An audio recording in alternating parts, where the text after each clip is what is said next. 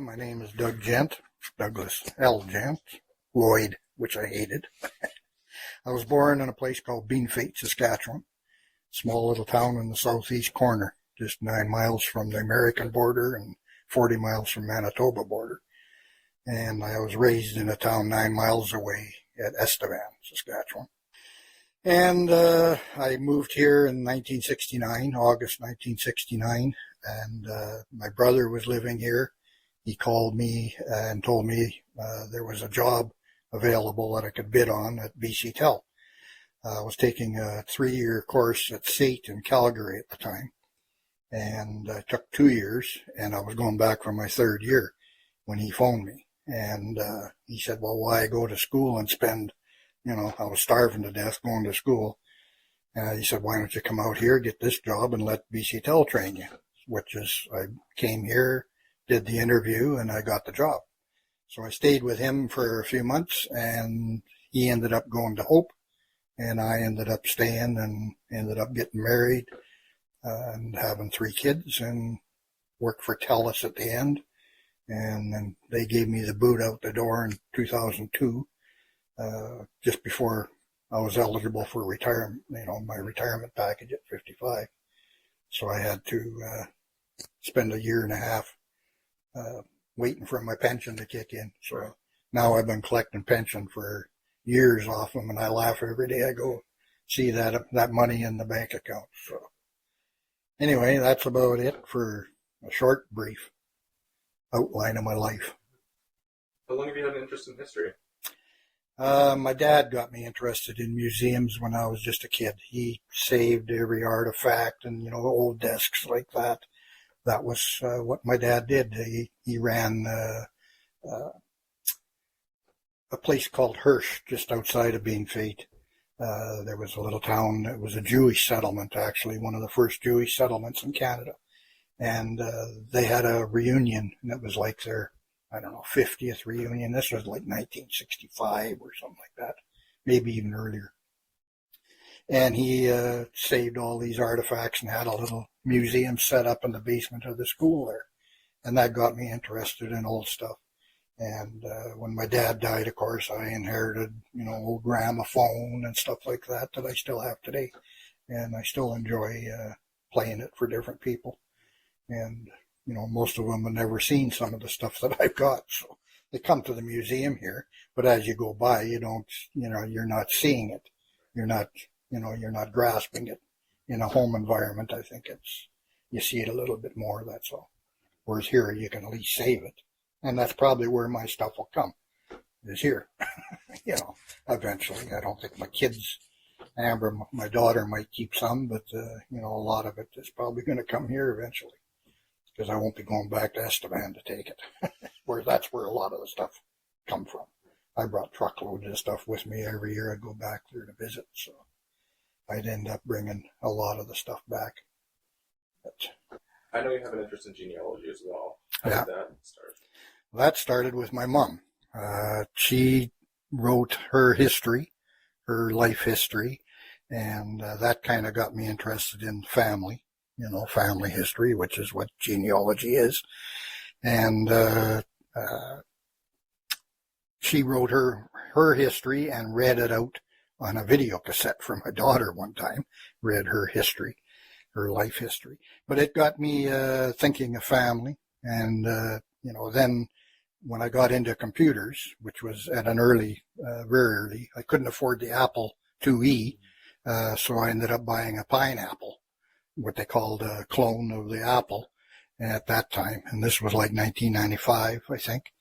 And so I got interested in computers real early. And then we bought, I bought my own computer. And the internet was made for genealogy. I mean, that, as far as I'm concerned, that's what it should only be used for. But of course, it's everything else that's no good is on there too. But the best part of the internet is genealogy use. The databases that are online and stuff. It's a little harder to find it now. I don't know. Google is not the search engine it used to be. I used to have not as much trouble finding different things that I do now. I don't know, they're just not as good a search engine as it originally was. I think they've got it limited so much for scamming and whatever, maybe hackers, that now it just doesn't search like it used to. Doesn't find stuff like it used to. But genealogy is, I think it's important to know where we come from. My pages or all my web pages are all European history.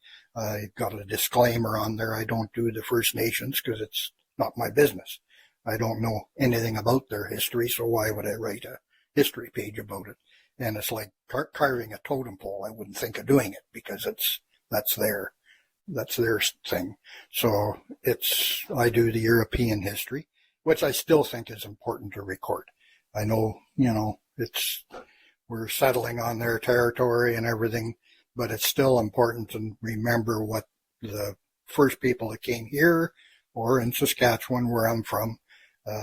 My grandfather came in 1905 on the Gent side, and he never even took out a homestead, where everybody else, they went and applied for a homestead.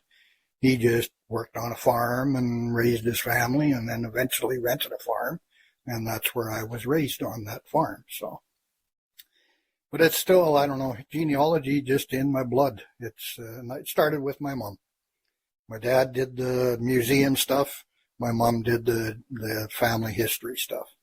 And some of the family history wasn't that nice to find. You find stuff in your closet that you don't want to find. My grandfather was in a mental home in Weyburn, Saskatchewan. He actually put himself in there because he was having problems with alcohol.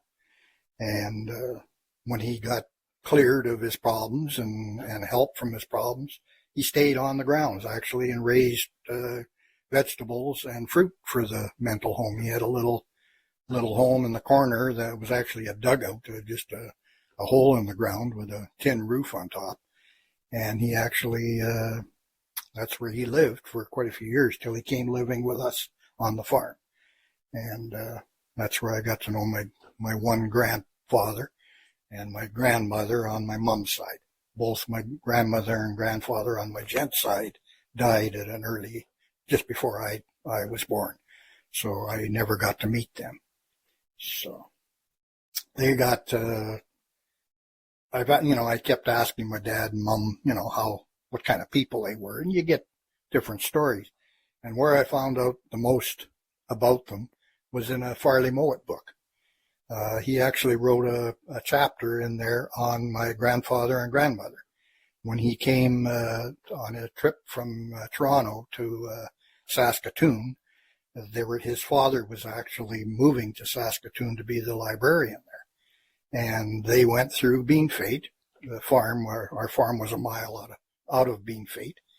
And they actually came up and he stopped at the farm, and my grandmother, they put him up for the night. They let him they had they called it a caboose. It was just a wagon basically that they lived in, but they allowed him to park in the farmyard. And then when he left, my grandmother gave him $1. And he said that was probably the last dollar they had. And I think it was. That's how poor they were. They had nothing. So, that gave me a perspective of my grandparents. They'd give the shirt off their back for anybody that came through. My mom always said my aunt or my grandmother, Gent, was too giving. She'd give away everything, and that's why they had nothing. But that's a good thing to do. It's not that bad to have somebody that's actually that giving in your family. So I learned quite a bit from Farley Mowat. So I wrote him a letter, and I thanked him for putting it in there, and he wrote me a letter back. I still have that in my collection at home, which is a treat as well. So he said, well, I might have made up some of the story, but he said that part was true. He said, she did give me that $1. And he said some of the rest of it, he said, you kind of political license on writing, but, it was kind of neat to read about your grandfather and grandmother in a book, for me that don't read books. That's one book I did read. What made you want to set up your website? That started in about 1996, 97. a site called GeoCities started by Yahoo. They created this GeoCities where everybody was allowed to have, a basic, today's, you buy 5 terabyte hard drive. Well, in those days, 1 megabyte was a lot of space, and you made your programming and everything had to be so tight to fit into that space. Now you can have, pretty loose programming, and they got such huge hard drives that's no problem. But back in those days, it was limited to a certain amount of space that you could have on the internet, and a free site. But you had to put up with their banner ads and flash up ads, which was always a pain for me anyway. I didn't like it. So that's where I got the start, was making a website for my hometown, Beanfate, and for my mom's hometown, Neudorf, Saskatchewan.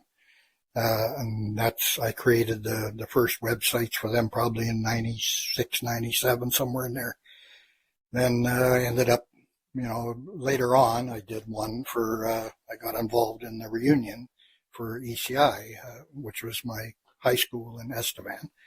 And so I ended up being called the ECI web guy, because I created this website. I still have that website online, actually. Because we've had other reunions since then, and I've just added to the history of that. But the 2001 is still online, and the place where we had it is gone. The arena, they tore it down, and, the school is gone. They tore it down after the reunion, so that's the only history is on my website, really, of the school and the kids that went there. But the reunion, it started with a fellow in Regina, a friend of mine. He called me one time and said, you got website for a Beanfate and Neudorf on there. You know all about websites. Yeah, okay. He said, well, we should start a reunion in Estevan. Oh, yeah, okay. That sounds like a good plan. Well, why don't you create a website and, try and see if anybody's interested. Well, it turned out he wanted a reunion just for one class, or 1 year. I think it was like 1968 or 67 or whatever it was. 67, I guess I graduated there. So he wanted to have it just for like 1 year or 2 years or whatever. I think he was a year behind me in school. So anyway, it turned out that it became a reunion for the whole school, right from 1912 to the year it closed. And 1,700 people attended this reunion. It was the biggest reunion and the biggest gathering of people in Estevan, all because of my stupid little webpage. So that's where it started, was that doing that ECI webpage. And after I did that, I expanded, of course. I found my dad's 1927 map of southeast Saskatchewan. And so I figured, well, it'd be nice to have that on there for people can click on it and see the different old towns that are long gone, hamlets and stuff that are extinct now, and where they are on a map. Okay, so I did that, and then, well, I got to have the history of each of those towns, so then I started history pages on every one of those little towns, and I got all that online. And I did research on who lived there in 1921 and, whatever I could find, got on the page. And then people started sending me pictures of their family. So, okay, throw them on there too. And then eventually I ended up putting all the site on oneandone.com out of the States. My kid said, oh no, we should, let's pay for a website and move it and get off of that ad thing. So that's what I did. And now I don't accept any ads. I don't accept any, I don't even advertise for anybody other than I got a friend that writes cowboy books out of Merritt, and I've got a link to a couple of his books, because I like him. I'm a friend with his mom and dad have passed away, but I was real good friends with their family right from him growing up. So I do try and advertise his books, and I've got a couple other, but not very, very limited. What I got a thing on about the museum here. I do sponsor museums. I try and encourage people to come here, not just look at my website, but, I want them to come here to see the stuff in person. So I do encourage that. And that's just where it's grown from there. Then eventually I'm thinking, well, I've lived here since 1969. I only lived in Saskatchewan for 20 years when I was born in 49. So really I should, have a website here. But I didn't really know how much I wanted to put online here because I didn't want to step on your guys' toes or anything else that was going on around here. So I started out, with basic stuff, just enough that people would know where Terrace was, where Remo was, where Thornhill was, and whatever. And then I kind of expanded out with the Grand Trunk. I tried getting some history of the Grand Trunk on there and add a little bit to what's on the Millennium Trail, just, and add a little bit more history to that. And it kind of grew and grew, and that's where that ended up today, was because I kind of felt guilty that I had all the history in Saskatchewan, and here I'm living here for, 40 years or whatever, and, maybe I should have a little bit of history here. So that's where I ended up expanding and putting in some Terrace stuff. And I do have a couple other websites for family stuff, Camrose. I got a little bit from my wife's family there. So I did expand a couple other Fenelon Falls. Her family came from there. So I added a couple little bit of history pages for that. But most of them are in southeast Saskatchewan and right around here, Rupert. And I ended up, out of the blue, getting a message. This was going back years ago now, from a guy named Grant Walker in Studio City, California. And Grant was raised in Kitimat. I think he was born somewhere else, but anyway, in 1956, his dad worked at Elcan when they were just building the town. And I've got some videos online of his showing the building of Kitimat Village and stuff. Right there on YouTube. The links take you to YouTube now or something. Anyway, that's, I got to meet, I haven't met him in person, but, we became real good friends on the internet or on email. And, he started sharing his dad's pictures. His dad was a photographer. So he started sharing all these pictures with me. And, he contacted Elcan first, wanted to know if they would take these pictures. Oh yeah. I mean, the museum in Kitimat was right there. They wanted these pictures. And he said, well, you're going to put them on the internet for other people to see? No, we'll just, they'll just get stored in the museum, in the archive. Well, no, he wanted them to be seen by people. So what he told me was my website shared it with the world. If he would have sent it to the museum, it would have been sent to Elcan's museum in Quebec and never be seen again. So he said that's not what he wanted. He wanted to share these pictures. So I said, well, you found the right place. You send them, I'll add them. So that's what I did. Some beautiful pictures, some real good old history pictures that, would have been lost otherwise. Studio City's a long way from Kitimat, and he wasn't about to share them with Elcan. So they probably would have just got thrown when he dies. They'd get thrown in the garbage. And I've had that happen quite a bit. I've had lots of inquiries from people where their parents have died, and I got a shoebox full of pictures. What do I do with them? And it's crying shame, actually, because the people don't realize that they, and then a lot of the pictures, of course, don't have captions, so you don't know where they are. But I try and accept pictures from people that do know what the picture is, and I try and make room on the website. And now my kid runs the website part of it in Nanaimo. He does, I don't even know, it's on Wiki or something. I don't even know. It's some virtual thing, probably on his home computer. I haven't got a clue. I used to have total control over the website, the pages, designing them, everything. Now I do design the web pages, but he has total control over the website where it's held. I haven't got a clue where it's held, how that works. I had to learn a whole new programming language to make the new pages, which was, tough.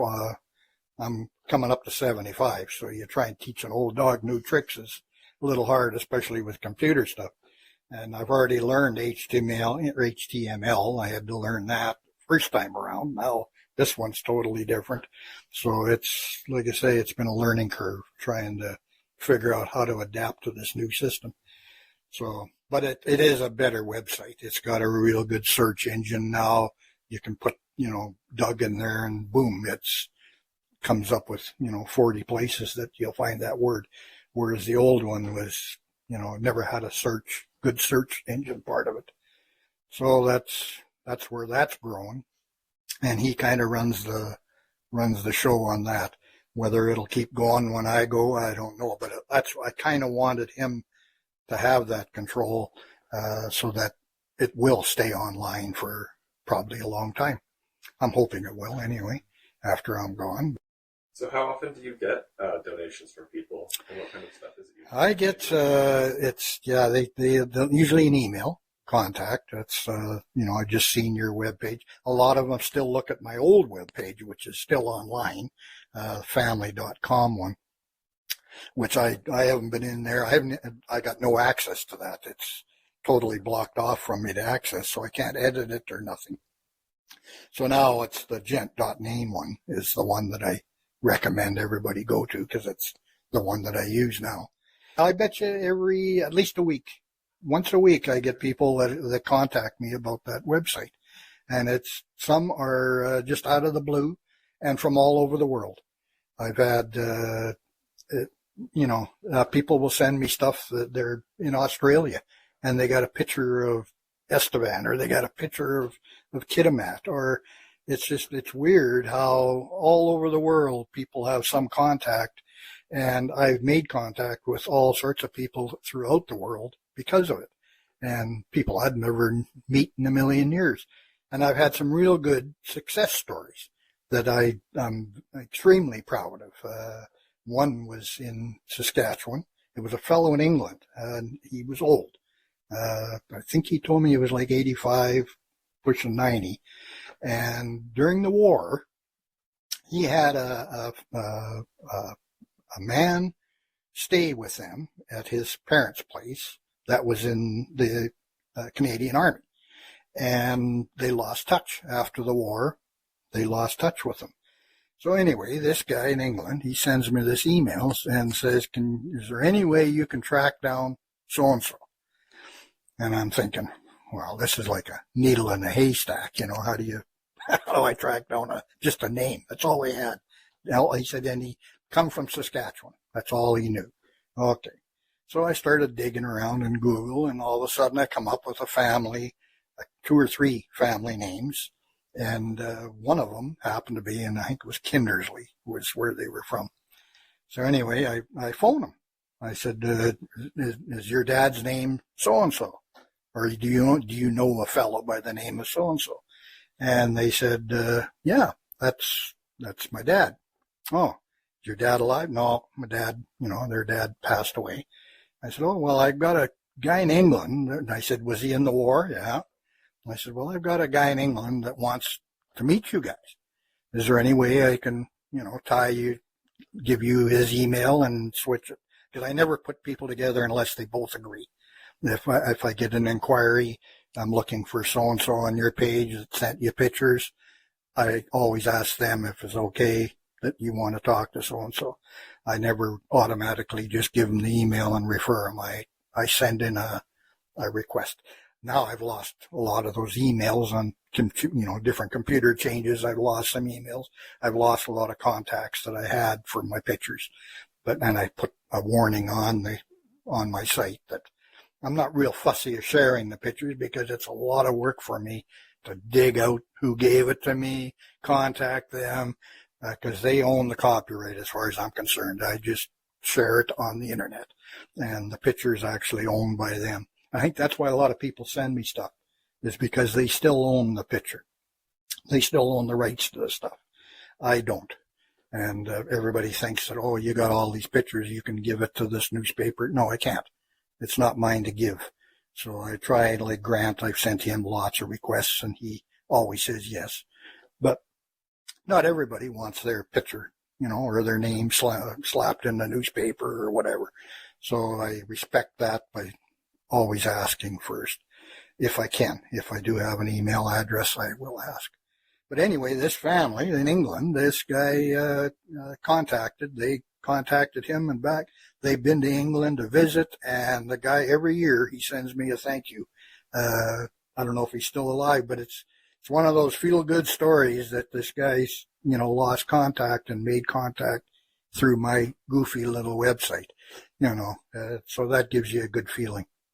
And I've had a couple of those, other ones that I can't even remember, but I know there's been quite a few that I've connected together, just by pure fluke half the time. I'm not an expert, and I'm not a magician that can, conjure up stuff. If I get lucky on a hit, I get lucky. And, phone calls are cheap now. It's not like when I did this reunion, long distance was pretty expensive. So it was hard tracking down people, when you had the phone.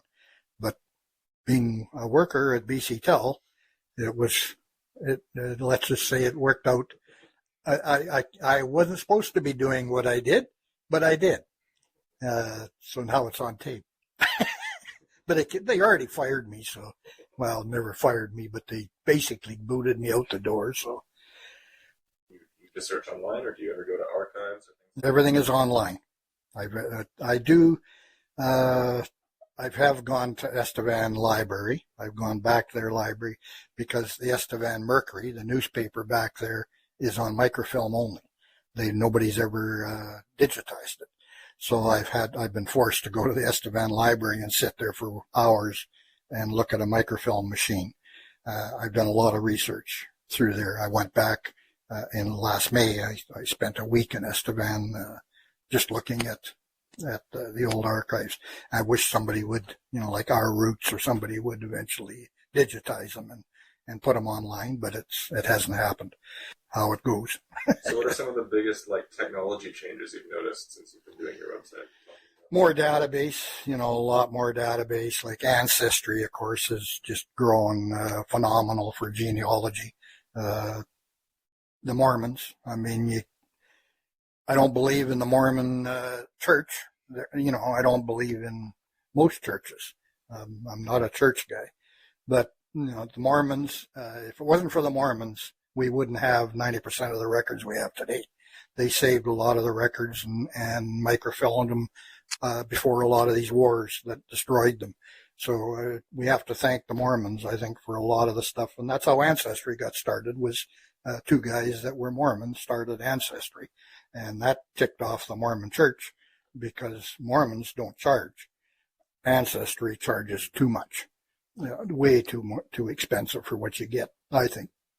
But you do get a couple week free. So you go in there and just slammer day and night, which I did years ago. I went in and you'd spend 24 hours a day researching, until that free period ended. And then you'd wait for the next, at Christmas time, they'd always allow free access. I don't think they even do that anymore, but they did allow free access for a week or two at Christmas time. And then they limited to certain databases, like at November 11th, they would have the soldier database open. So they do, but that's to suck you in to get you to pay the couple $100 a year charge. But they have, that Ancestry has definitely improved. And the Mormons are starting to pick it up now too again. They kind of died down after Ancestry opened. Nobody went to the church here. I went to the church years ago when I first started doing research. I went to on my family side, on my Gent side. I had to go to the Mormon church in Thornhill, and they bring in CDs, and nobody had CD players back then except them. And some of it was on microfilm. You had to order microfilm from Utah, and they got a big storage area in a mine down there, and they would ship up. You had to pay for the shipping there and back of the film, but you got to look at it for free. But you had to go to the church, but they didn't charge you. The only thing they charged me for was printing. I think it was like 25 cents a Xerox or something. So, I mean, it wasn't very cost, or it wasn't a big cost item anyway. And I got treated really good by them, and they don't try and convert you. You know, they don't try and make you whatever religion that they're pushing or whatever. They do it because it's part of their religion to track down who's related to them. That's what it's all about on their side. I know what the gist of it was, why they were doing what they did. But again, we have to thank them for doing it, or a lot of those records probably would have been gone during the wars. They'd have been blown up in Germany, and all that stuff would have been gone. So the biggest problem I have is in researching in some of those countries is language. You know, I don't speak German. My family on the one side was German, my mom's side. So a lot of their birth certificates, baptism are all in German. Well, you try and find somebody that speaks German. We're lucky around here, there's a few. So I took one couple of records up to a fellow up the Nass. And he only knew High German, and there's a Low German, and there's all these different, and so a lot of the document he couldn't understand. You give me okay, this word I know, and that one I know, and you had to kind of fill in the blanks. My mom she paid big dollars to have some of the documents translated. Well, when he translated some, they were not the same as that. And I've had it translated by other people. And again, it's different than the first guy. It's real hard to get a proper translation done on any of it. So it's language barrier. And again, now we've got privacy issues. Now a lot of the databases have been closed down because guys are stealing identities, and that's becoming a major problem, which is just there's idiots born every day. But you get countries like Sweden, which I've dealt with that was a family relative that got a hold of me, and we didn't even know she existed, through a cousin of mine, or my uncle and aunt actually. Their name was Beckman, and this girl was related to the Beckmans, but nobody wanted to admit that she was. It was a long story in there. But when she got a hold of me, I told her I can't give you their information. They've trusted me with their birth dates, wedding dates, baptism dates. I said, I can't share that with you. She couldn't believe it. And she thought I was crazy, but that's the way it is. You just can't do that if you got private information. Anyway, in Sweden, all of that is available online. They publish everything. When you're born, it's public. When you're baptized, it's public. When you get married, it's public. When you die, it's public. There's nothing hidden in Sweden. All their records are online for everybody to see. And I think it's, I don't see the problem with that. But here you got the people that, they're going to get my birth date and they're going to, end up becoming me. And frankly, if somebody wants to become me, they could probably have it, They can have my bills and everything else too. But that's what my daughter always says. Well, if somebody wants to steal my identity, go ahead. But yeah, it's, probably no fun having your identity stolen. But it's funny how one country does it one way, and when you get in Canada, our census is, the latest one's 1931. You got to wait 90 years before you can see who lived in a town, so. But a little bit of side history on that. The 1931 census and the 1921 census, when they come out, I figured I'm going to look up who was in the farmhouse before my grandfather moved in there, because this was during Prohibition times. 1921, I think, 1925, I believe, they moved on to this farm. And it was a rented farm owned by a dentist down in Minnesota. So this guy, Dr. Sherman was this guy's name. Anyway, I looked on the census, and the name that popped up who lived on our farm, and a little bit of background history to this, my brother, when he was young, we had a 2-story house plus a basement. And in the basement was a cistern. And the cistern is a big cement block that held water. Well, behind the cistern was bottles of whiskey. cases of whiskey stacked up behind us. He crawled over the cistern and looked over behind, and there was these bottles of whiskey. Well, my dad didn't believe him, and nobody else believed him, and to this day, he still says that he's seen these whiskey bottles back there. So I was often curious, because my grandfather, no way. My grandfather, from what everybody said, and my dad drank maybe a beer at Christmas time, and, not very much alcohol at all. And I know my grandfather probably couldn't afford to drink, never mind wanting to drink. So I don't think it was him that did it. But a lot of the farms along the border, of course, was bootlegging country. Well, it turned out one of the biggest bootleggers in Beanfate was living in, his family lived in that house before my grandfather. So it all fit. And where did this guy go to visit? I got records of him actually going to visit Dr. Sherman in Minnesota. So, the dentist wasn't just a dentist. He was actually doing a little more than dentist work, I think. So anyway, that's a little on the side, but I learned that from the 1921 census, okay, who was in that house. So the census are very important.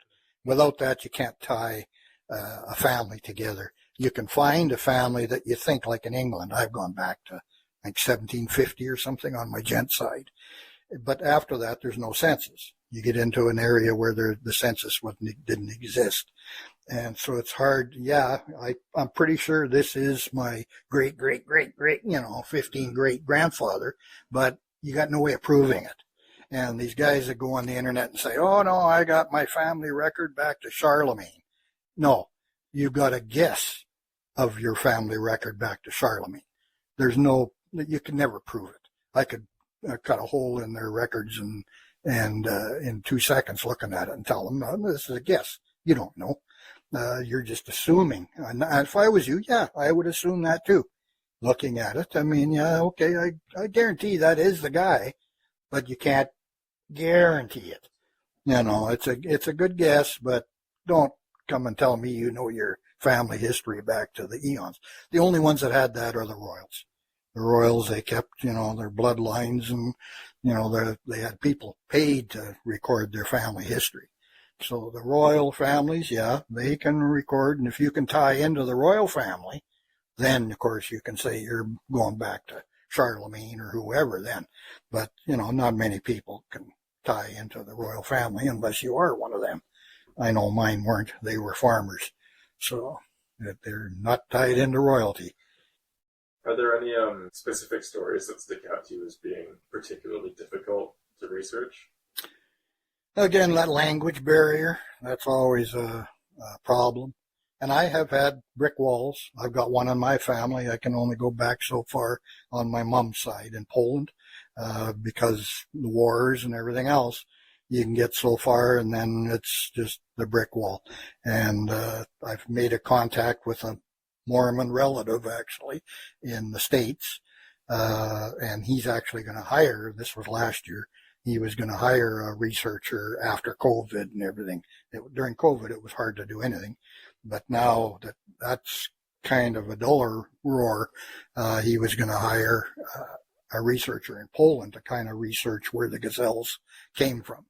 And it's an oddball spelling, and there's a million different variants of that spelling, same as my name. The Gent name is different H's in there and J's, and, everybody has a different version of it, different version of spelling. Some say when they came over, of course, the guy at the immigration desk would mishear you and type in a different number or a name or whatever, or not type it in, but write it in. That probably was true in some cases, but not all the cases. I think some people changed their name, anglicized it. They didn't want that German name. My grandfather was strict. My mom said when somebody wanted to know how to spell his name, it was Gesell, and there was no doubts about it. Whereas I've had other ones with 2 S's, 1 L at the end, but my grandfather insisted that my mom, anytime she used her name, this is how we spell our name. So he was very proud of the fact that was his name and wanted that, made sure that it stayed that. But the Wendells on my mom's side, they had different thing. It was when they in the Neudorf area, there was so many of them, and there was, I think it was Joseph too. There was two Joseph Wendells, either Joseph or John Wendell. Anyway, there was two of them, and their mail got mixed up. So one guy said, "Well, I'll add an L on the end of my name, and we'll leave one without the L and one with two L's." And that's the same family have two different spellings, and it's, you run into that, and it's kind of like, this is weird, but that was the story behind it, was a confusion in the mail. So you never know what's going to happen there. But yeah, I've had roadblocks, lots of roadblocks, and when people ask me if I can find this, well, now I usually say I can't help you because I'm too busy with my own life. And during the summer, I do very little research. That's my winter hobby.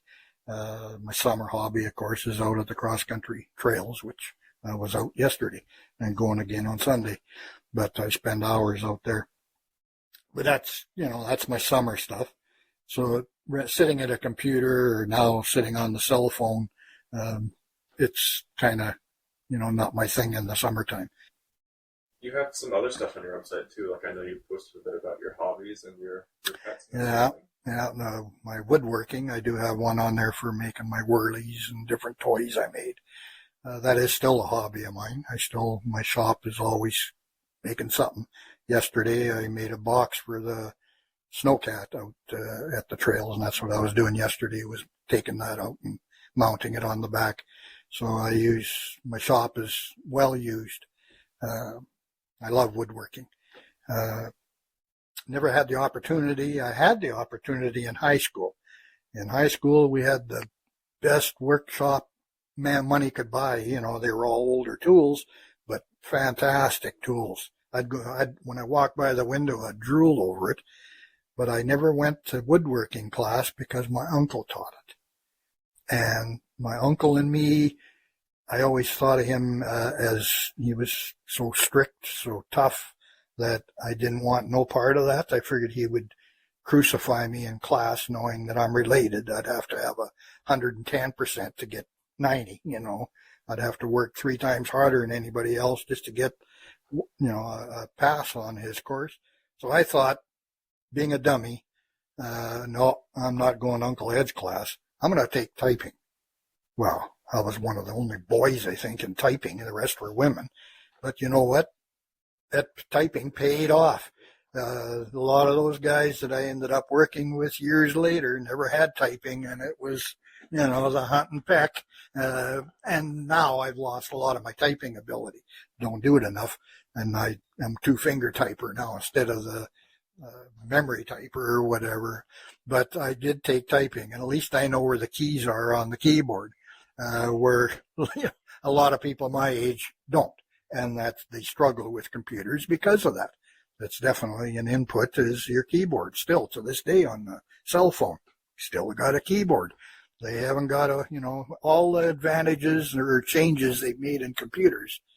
You still got that darn keyboard, whether it's on your cell phone, tiny, which I hate, or the big one.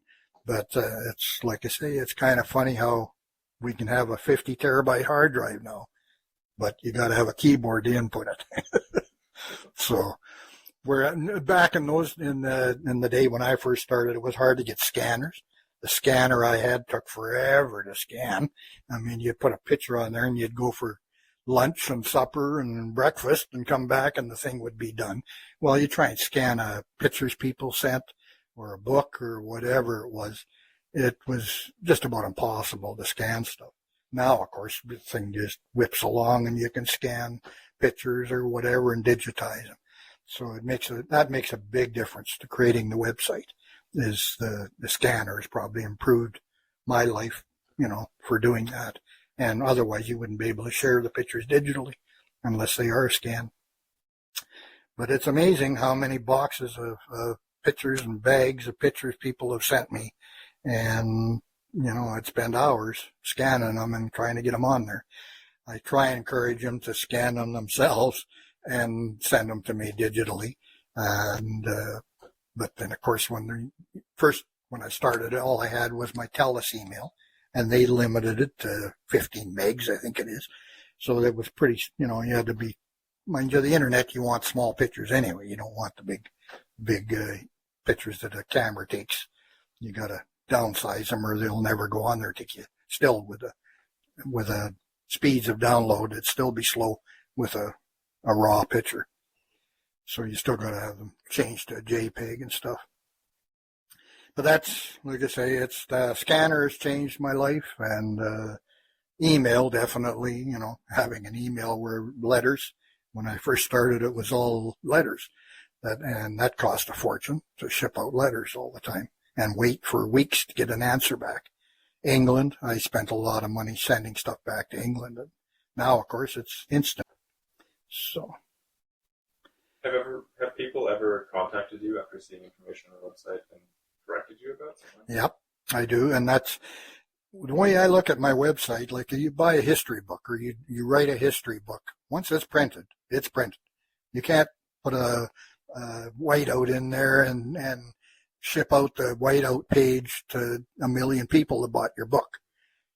On my site, on any website, I can instantly go in and make a change. And that's what I tell people. If they send me, if they see anything wrong, I try and go in and change it right away. I do. That's one of I might not add a picture they send me. I might not add information they send me. A lot of people want to send me a ton of extra stuff on their family. That's not the idea of my website. My website isn't a storage space for your family history. It was intended to have a couple brief lines of your family to get you to know that your family actually existed and lived in Terrace or in Usk or in Estevan. And that's what it was about, was so that you then would take, because I had trouble finding where my family came from. I'm giving you that hint of where your family came from. And it's up to you to research it, not me. I'm not a paid, you can't pay me to do your family research. I got my own to do, and I haven't got time to do yours. I felt sorry for a lot of people, and I've done some research for people that I have, their story just tickles my heart. And, okay, I'll go the extra mile and I'll try and research and do a little bit of extra digging for them. And I have done that quite a bit. As the older I get, though, the less I want to do that because it just takes up so much time. But, you try and help people as best you can and give them that clue. And I'm terrible on my website. Sources, no. Like a history book has a list of sources in the back, where they read everything, where they got everything. You won't find that on my webpage, because if I had to write down every source every time, my webpage would be one page long. I don't have the patience for it. That's why I don't fish. I don't have patience to wait. I want to do stuff and move on to the next project. I don't sleep. If I have a project in my head, I don't sleep for 2-3 days till that project's done. It's just the way my brain works. Everything is rattling around up there, and I got to get that job done before I move on to the next one. And I'm left-handed. I think it comes with being left-handed. I've had some good results for people, they've asked me to research their family, or they've seen a little bit and they want to know where I found it. Sometimes I remember, sometimes I don't. And but at least I got that clue. And it don't take much of a clue to get through, when you're doing genealogy. One little bit of a clue will help you advance another generation. You just need that one little clue to do it. And it's amazing how such a small thing can turn into maybe 2 or 3 generations. But that's the luck of the draw. If you get that on my Gazelle side, no, haven't found that yet. My Gent side, yeah, I was able to go back a long ways on my Gent side. And far enough that I don't need to know who my 500th grandfather was. I've got enough to know they were farmers and where they settled and where they moved and, basically how they lived. So that's kind of where you get a feeling of what your ancestors did and, and where they lived. I find that way more entertaining for my brain to find out what they did for a living and where they lived rather than their name or when they were born, when they were baptized. That's all stuff for family history guys that want that detail. I put that detail in my tree. I got around 27,000 names tied into me and my family tree now. And that stuff is the detail that I do because I have to record it. But it's not my favorite thing. My favorite thing is to find out where my great-grandfather lived, what he did for a living, was he arrested for anything, that kind of stuff. The more dirt I can find, the more interesting it is for me. I got a huge coal mine section because my dad was an underground coal miner in Estevan, in Beanfate actually. He looked after the horses underground. His job was to buy the ponies and train them underground to haul the ore carts to the tipple, to the machine that would bring them up to the surface, the coal up to the surface. So my dad was a horse guy and underground coal miner. Lignite coal is what they mined there. And I got that was one of my favorite parts of my web page is the coal mining history. And I've actually had the Saskatchewan government contact me for information off of my site, looking for these old coal mines because they're dangerous. They can be building stuff on top and they could cave in. They're dangerous to be around. There's methane gas in them. But anyway, I've had the Saskatchewan government of all people ask me where these mines are, and they've used my site to find the mines, which, that's nobody ever recorded where they are. My dad knew a lot of them. My dad worked in a lot of them. And a lot of people worked in those mines, but they're all dead. Most of them are gone, so you can't go back and ask them. You can look around and you can see these divots in the fields. Well, that's what it's from, is somebody's mine there. And it's, like I say, it's very dangerous to be around there. It's cave-ins and everything else. Anyway, that's one of my favorite parts of my website is my coal mining history. So, anyway, off on a tangent again.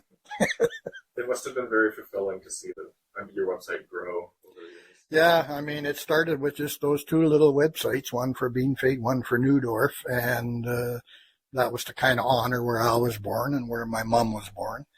And that's where it started, and that's a long time ago now. It's been online now since 1996, 97, somewhere in there, so it's 30 years old probably, I guess, getting close to 30-year-old site. So, and hopefully we'll stay on there after I'm gone. I don't know. It's, to me it was, you just keep adding, and it eventually just got to the point of, it's crazy. But it's rewarding, it's fulfilling. It's just a labor of love, I guess, in the end. And it's helped a lot of people, which helps me. That's when I get email back saying the site, I found out where my grandfather was born because of you. That's what I like. That keeps me going. That's my thank you. I don't need to be patted on the back and I don't need to have a reward.